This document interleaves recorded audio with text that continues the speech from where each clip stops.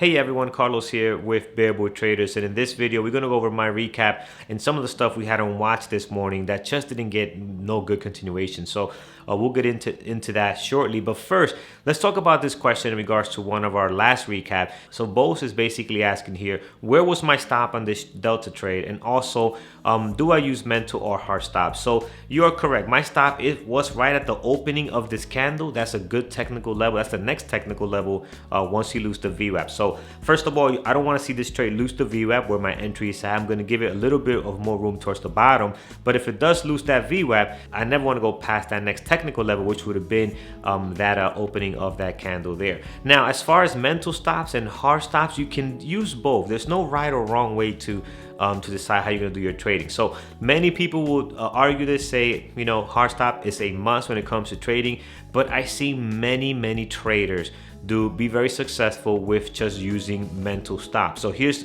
my tip to you. In simulation, you want to try both, right? You want to try mental stops, you want to try hard stop, and then after you do a great sample set of all your trade setups that you're going to be trading, see which one best works out for you. If you're able to do mental stops accurately and correctly, and you're disciplined to hit that hotkey button and get out of the trade, then by all means you can use mental stops. If you're more of a hard stop trader and you need the hard stop to get you out of the trade, then absolutely you can do that also. Now, as far as speed, yes, there will be situations where something can really move extremely fast and you might have some slippage, but this can also happen with hard stops. If you have your hard stop in place and something gaps down and blows through your stop, you might still get a pretty bad fill. So it's something that can happen in any given situation. It's part of the market.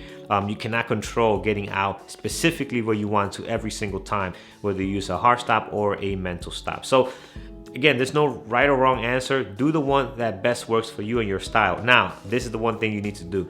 If you are doing mental stops and you realize that you're letting give yourself a little more room or let this go a little bit longer, then you quickly got to switch over to hard stops. The minute you start compromising where you should be getting out because you're hesitating to hit that hotkey, then you got to go with hard stops to prevent yourself from making the mistake of giving something a little bit more room and turning a small loser or a calculated loser or calculated risk into a bigger situation where you're losing a lot more than you had planned out for that trade.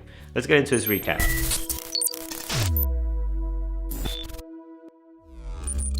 Alright guys, so here's my recap. My first trade was on Roku, so several things I could have done better on Roku here. At the open, it took off with some really good volume. You can see it down here coming in. That's nice.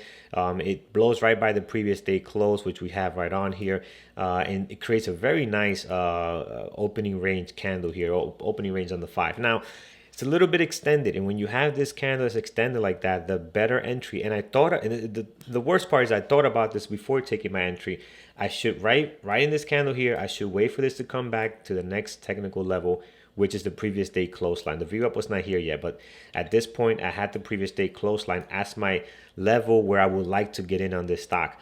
For some reason, that went out the window, and I saw an opportunity to get in here long as it was making a squeeze here or pushing higher. I didn't think it was going to come back down and retest the previous day close, so I jumped in for a long. Now here's where I knew the stock was not new, but here's where some signs where the stock was not going to squeeze above this high. There's your high of the day here. The next candle that you see here does not create a new high. It comes right shy of below that, and then the next candle after that opens up and also fails to even beat the previous high on the previous candle, so on the one that I got in. So when I saw that, guys, I figured, you know what, this is not a stock that's looking strong. It looks like it's just kind of trending down here. Most likely it's going to drop, and it does just that. And guess what? It comes right back to the level where I should have been getting in at, which is the previous day close. So it comes right to this level. This would have been now a very good entry to go long here, and you can see how you got a very nice move out of that. Again, it's just being a little more patient and waiting for the setup would have paid off nicely today. So several things I learned out of this trade that I'm going to take with me is, one, you chase the trade. This was a very wide, strong candle here. You shouldn't have chased it. And two, you gotta wait for the pullback. And I know this because if you guys see my trades, this is what I do. We wait for the pullback. If it comes, you take advantage of it. If it doesn't, you just move on. So Again here, a bit of a chase here, and we pay the price for it today. The next one was going to be AMC on my list. So the AMC is again, was weak at the open. It was strong at first. First it was up like almost 40% this morning. Again, if you look at the pre-market, this thing was very strong. Look at the move here, how it popped up nicely, and then gave some of it back in the pre-market. But again, it's still a strong stock, still right now up 27%. So again, even though it has dropped a little bit, has given some back, this thing is still strong for the amount of that it had gapped up this morning. So here was the way I took this trade. I wanted to go for a VWAP reversal. This thing had dropped down nicely, found the base around 557, slightly above the pre-market level that we have of 550. From here, it starts making new highs, higher highs and higher lows in the 1 minute. The 5 minute also makes a new high. So I wanted to go in long here and get a squeeze towards this VWAP line we have here.